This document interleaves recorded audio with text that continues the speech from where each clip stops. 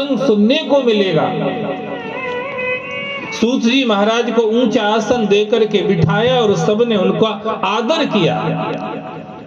नैमिषे सूतम आसीनम अभिवाद महामतिम कथा अमृत रस स्वाद कुशला शौनको अब्रवीत अज्ञान ध्वंत विध्वंस कोटि सूर्य संप्रभ सूत आख्याय कथा सारम मम कर्ण रसायनम भक्ति ज्ञान विरागाप्तो विवेको वर्धते महान माया मोह निराशस्य वैष्णवै क्रियते कथम यह घोर कलौ प्रायो जीवस्य सुरतां गतः क्लेश आक्रांतस्य तस्यैव शोधने किम परायणम। सूत जी महाराज को ऊंचा आसन दे के बिठाया।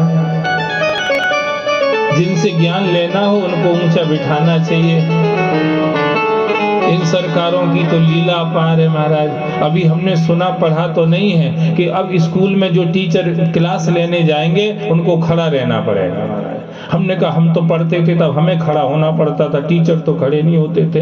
हम पे नहीं कुछ याद रहता, कुछ नहीं बनता तो मास्टर गुस्सा करते, कहते खड़े हो जाओ, चैप्टर याद करके नहीं आए, ये बात, ये वाली कविता याद करके नहीं आए, ये पाठ तुम्हें याद नहीं हुआ, ये सवाल तुम सॉल्व नहीं कर पा रहे, चलो खड़े हो जाओ।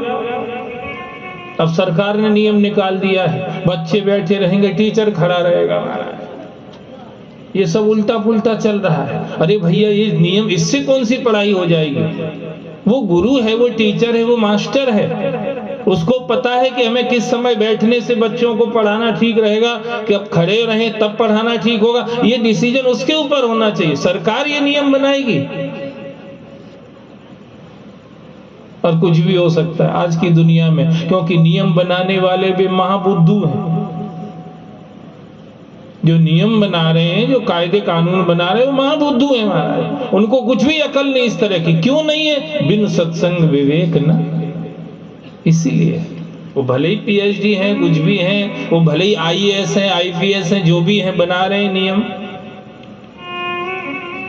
वो होम मिनिस्ट्री में सेक्रेटरी हैं या जो भी, जहां भी XYZ बना रहे नियम, पर बिन सत्संग विवेक न होई।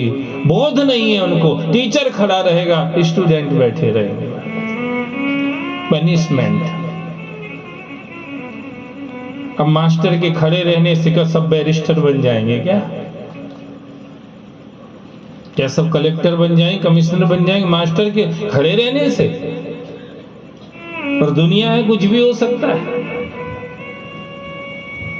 यहां आप देखिए, यहां मास्टर खड़ा नहीं है, बिठाया है महाराज, बिठाया है।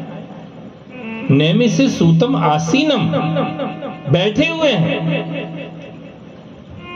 और सबने खड़े होकर उनका अभिनंदन किया है, उनका अभिवादन किया है, उनका स्वागत किया है। विद्यार्थियों ने खड़े होकर स्वागत किया, गुरु तो बैठा है। तो उसने बैठे बैठे कल्याण कर दिया। ये खड़े खड़े क्या करेंगे अब भगवान जाने। गुस्सा और रहेंगे भीतर भीतर से कि बाहर में जाए ऐसी टीचरशिप, तो यार हमें तो खड़ा ही होना पड़ रहा है यहाँ तो। सो अभी 45 मिनट में 20 मिनट पढ़ाते थे, अब वो भी नहीं पढ़ाएंगे गुस्से में।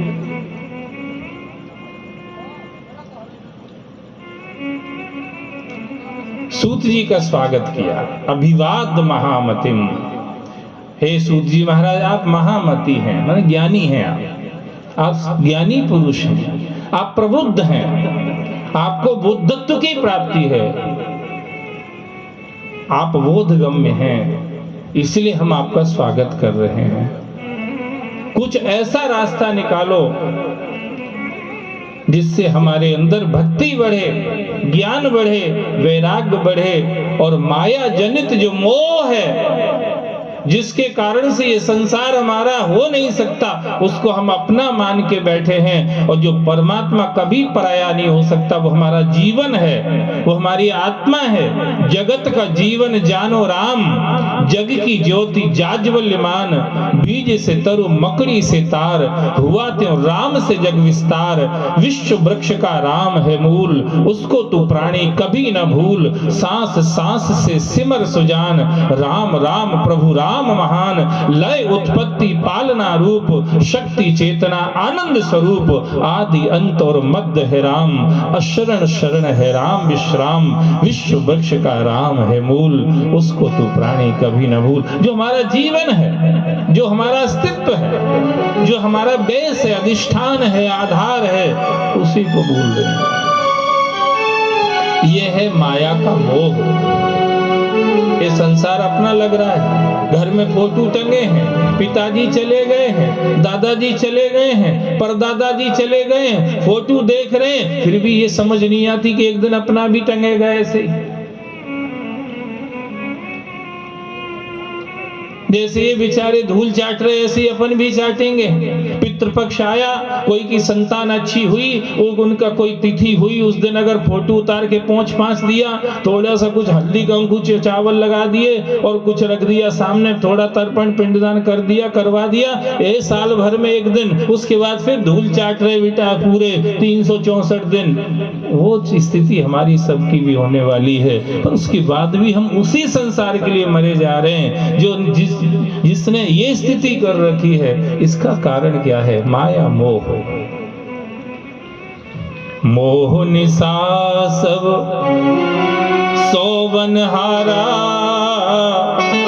देखे सपन अनेक प्रकारा, यही जग जामिनी जागह जोगी, परमारथी प्रपंच वियोगी, जानिए तब ही जीव जग जागा, जब सब विषय विलास विरागा, होय विवेक मोह भ्रम भागा, तब रघुनाथ चरण अनुरागा, मोह निशा। सारे संसार की स्थिति है महाराज। यही बात कह रहे हैं 88 शौनकादिशी, माया मोह निराशस्य वैष्णवै क्रियते कथम। जो भक्तजन होते हैं, जिस चर्चा में सदा बैठे डूबे रहते हैं महाराज, जिसके चिंतन में सदा डूबे रहते हैं, जिसकी सेवा में सदा लगे रहते हैं, हमें उस परमात्मा की कथा सुनाओ जिससे इस मोह के, इस जंजाल से, हम जटिल जाल से मुक्त हो जाएं, छूट जाएं और हमें शांति मिले। और ये सिर्फ हमारी समस्या नहीं है,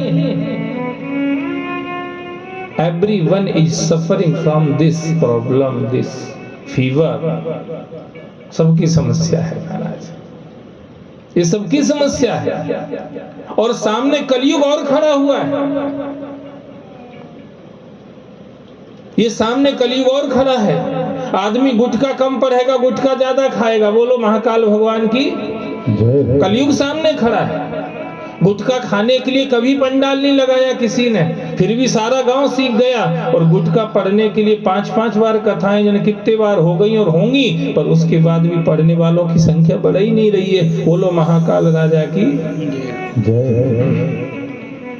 उसके बाद भी नहीं बढ़ रही है। बोले ठीक है, रमाकांत जी कभी करेंगे विचार, तो साल भर में बुला लेंगे कहीं महाराज जी को, 7 दिन हो जाएगा भजन बहुत, और क्या करना चाहते इससे ज्यादा, बाकी तो लगे रहो दुनियादारी में महाराज।